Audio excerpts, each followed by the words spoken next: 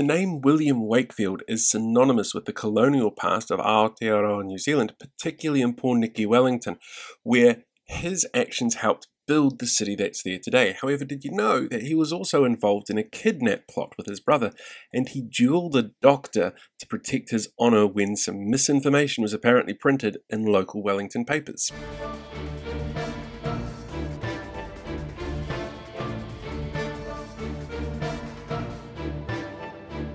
William Wakefield was sent to New Zealand with three very clear purposes, and the main thing to remember about all of these purposes is that he was not sent by the British government. He was here as part of the New Zealand Company plan to start colonising the area. So he was given a mission: go and find somewhere to colonise, find some land that you could colonise and start building a settlement, and to investigate the rest of the country to get ideas as to where other settlements could go. And he was told to have one overarching rule when it came to dealing with Māori, and that was to be fair to them. Now, the idea of fairness between Māori and Europeans at the time probably a little bit different, so there were obviously some cultural misunderstandings. But the biggest problem that Wakefield caused was he went in and he bought large chunks of Porniki that was agreed upon by the iwis at the time around the harbour that William Hobson did not like. He was not a fan of the New Zealand Company coming in first and doing what he'd been sent by the Queen of England to get done. As is always the case when white people show up to somebody else's property and says, hey, this is how we're doing things now, there were some serious teething issues.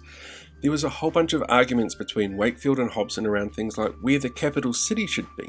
Hobson wanted something up north. Wakefield thought Wellington was a better choice because it was a much more central location for the rest of the country. But Hobson was there on the power of the crown, so he won. They set up an interim government in 1841. Wakefield was actually put on that interim government and lasted one session before getting fired. There's a whole sort of back and forth in the history of how the government and the New Zealand Company kind of fought for supremacy, and at one stage Hobson felt that what Wakefield was doing was setting up an illegal alternative government to stand against the legitimate government put forward by the Crown. While trying to set up a country is obviously going to be a stressful and tumultuous event, one of the things that wasn't really apparent then was just the sort of lifestyle that William Wakefield had lived before he got to New Zealand. In 1827, he and his brother Edward had been arrested as part of a plot called the Shrigley Abduction.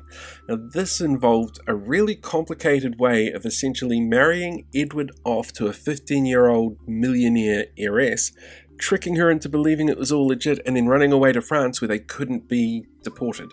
It was a crazy scheme, and the way that they worked this out was essentially this girl who was at a boarding school was told that her father had had a stroke and needed to see her. Then the Wakefields showed up, took her up to Scotland where the marriage laws were a little bit different, got married in a forge by a blacksmith. Then when they were supposed to go and see her dad, they go down to London and find out that one of the Wakefield brothers has had to go to France and the other one has to follow to catch up with him, even though that was sort of the plot the whole time. They got caught though, and William Wakefield ended up spending 3 years in a Lancaster prison for his crimes. After that though, he and his brother teamed up again to try and scam the New Zealand Company, and that's how Wakefield actually ended up being one of the leaders for the New Zealand expedition, with no practice, no experience, and no skills whatsoever.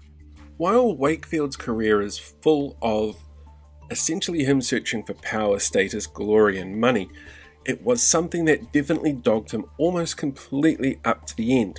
In 1847, Dr. Isaac Featherston, who was the editor of the Wellington Independent, which was a newspaper in the city at the time, as well as an MP and on the local council there, wrote a scathing editorial about the New Zealand Company and how they had overpromised and underdelivered, and basically they were all living in mud huts, which was not what they'd been told was going to happen. Wakefield took this as a personal attack on his own integrity and challenged Featherston to a duel. In Te Aro, they actually stood off together. Featherston fired first and missed, and Wakefield raised his gun and fired into the sky. Now, rumour has it he said he would not shoot a man with 7 daughters, but at the time, Featherston only had 2 daughters, though it's probably not accurate that that actually happened. Although it didn't really make much of a difference in the end, because Wakefield would be dead 13 months later after having had a stroke. This was a man whose entire career was built around trying to improve himself and get a little bit above his station, which is not necessarily a bad thing to aim for. But when you're going around and you're literally hurting people to do it, tricking, lying, completely deceiving to get there, it's a really dishonourable way to go about living your life. And yet Wakefield is honoured specifically throughout Aotearoa. The Wakefield Memorial in Wellington's Basin Reserve is one of our oldest memorial landmarks in the entire country.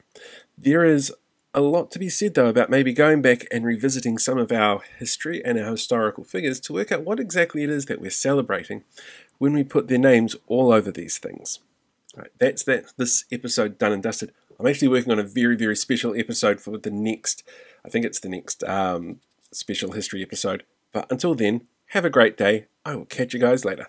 If you enjoyed this episode, feel free to like, share, and subscribe, where you can learn a whole bunch of other random stuff like the time that a small town sold its name to a lingerie company, or what the mysterious mystery is behind the mystery of Mystery Creek.